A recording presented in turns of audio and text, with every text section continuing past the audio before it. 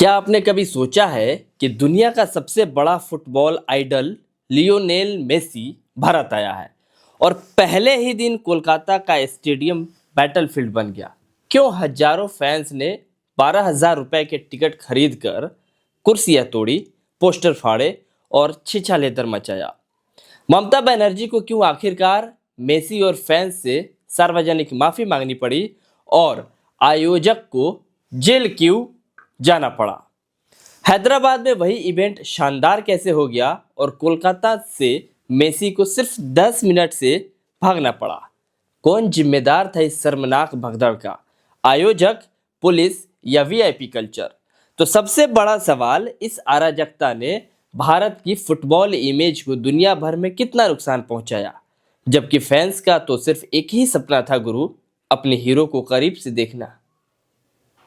एक और बड़ा सवाल, मेसी भारत में 14 साल बाद 3 दिन के दौरे पर हैं और कोलकाता में उनकी 70 फीट लंबी प्रतिमा लगाई गई है।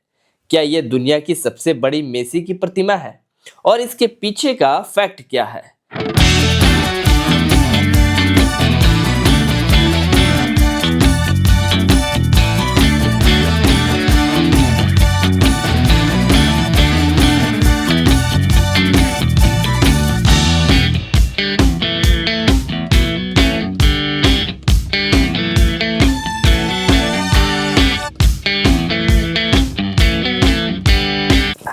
मेसी के भारत दौरे का पहला शहर था कोलकाता, लेकिन वहां का इवेंट एक शर्मनाक भगदड़ और तोड़फोड़ में बदल गया, जबकि अगले शहर हैदराबाद में वही इवेंट बेहद सफल और शानदार रहा।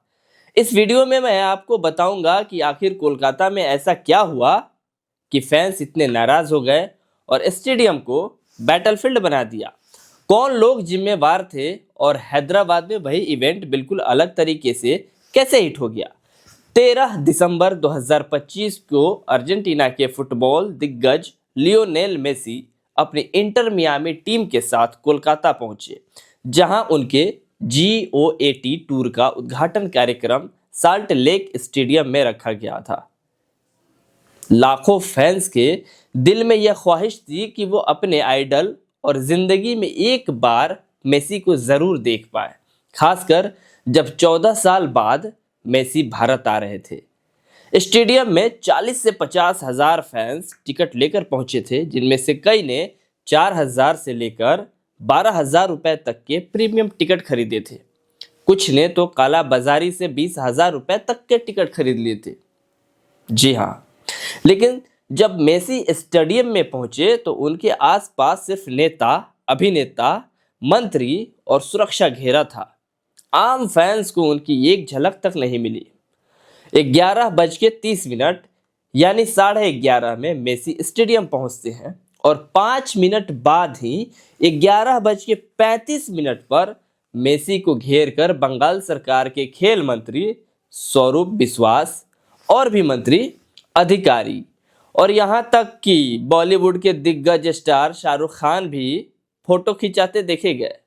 फैंस ने शिकायत करना शुरू किया कि मेसी को इतने लोगों ने घेर लिया है कि अब वो दिखाई तक नहीं दे रहे हैं। फिर क्या था? 11:45 होते होते भीड़ बेकाबू हो गई। लोगों ने बोतलें फेंकना शुरू कर दी और देखते ही देखते पूरा स्टेडियम बैटल ग्राउंड बन गया। जैसे तैसे मेसी को सुरक्षा घेरे से स्टेडियम में वहां से बाहर निकाला गया और स्टेडियम में करीब 20 मिनट से भी कम समय मेसी ने बिताया और उनके बाहर निकलते ही शुरू हुआ असली खेल। कोलकाता में फुटबॉल एक्शन। कोई सुरक्षा बाउंड्री तोड़ने में लगा तो कोई कुर्सियों को चकनाचूर करता नजर आया। पोस्टर, होर्डिंग्स और बैनर फाड़ दिए गए।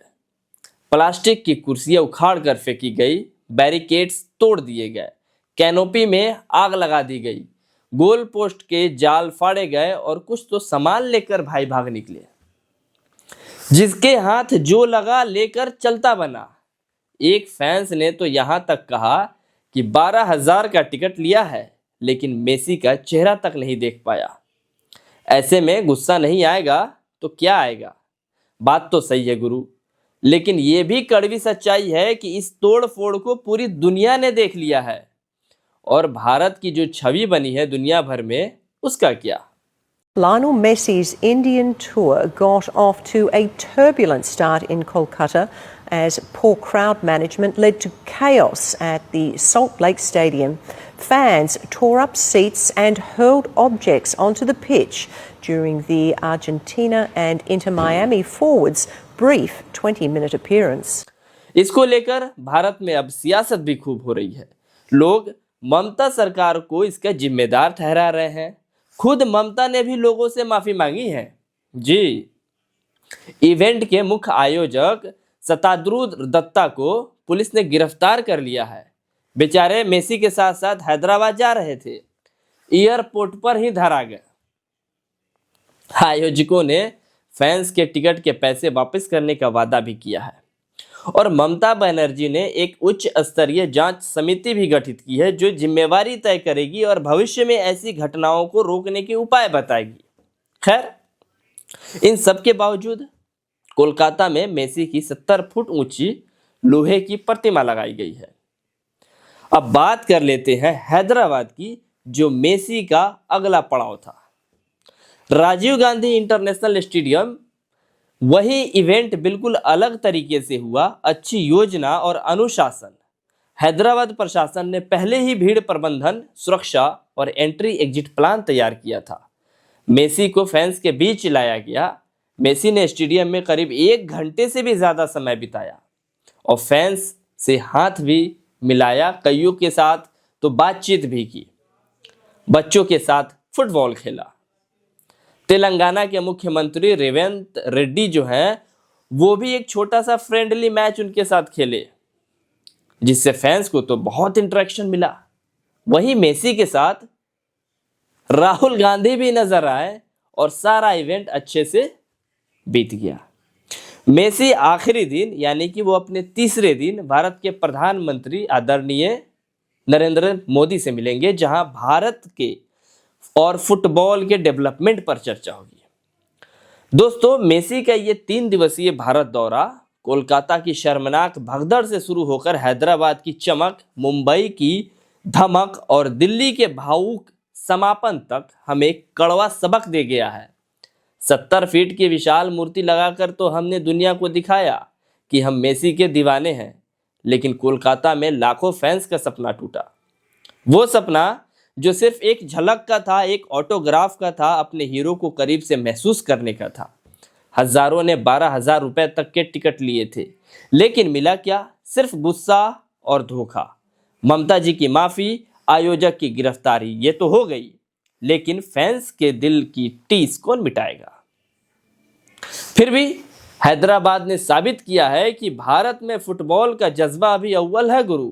जहां मेसी ने घंटों फैंस संग बिताए, सीएम संग गेंद ठोकी और दिल्ली में खिलाड़ियों को प्रेरणा देकर मेसी चले तो जाएंगे, लेकिन सवाल बाकी रहेंगे, क्या हम कभी अपने फैंस को वो सम्मान देंगे जो वो डिजर्व करते हैं? क्या वीआईपी कल्चर खत्म होगा और फुटबॉल भारत की नई पहचान बनेगा? अगर आप भी उन लाखों फैंस में से एक है जिनका दिल कोलकाता की घटना से टूटा है, तो कमेंट में हमें बताइए। और हमें भी आपके प्यार और समर्थन की ज़रूरत है, तो इस चैनल को फॉलो कर लीजिए, हौसला बढ़ाइए और ये वीडियो अपने दोस्तों के बीच शेयर कीजिए। धन्यवाद।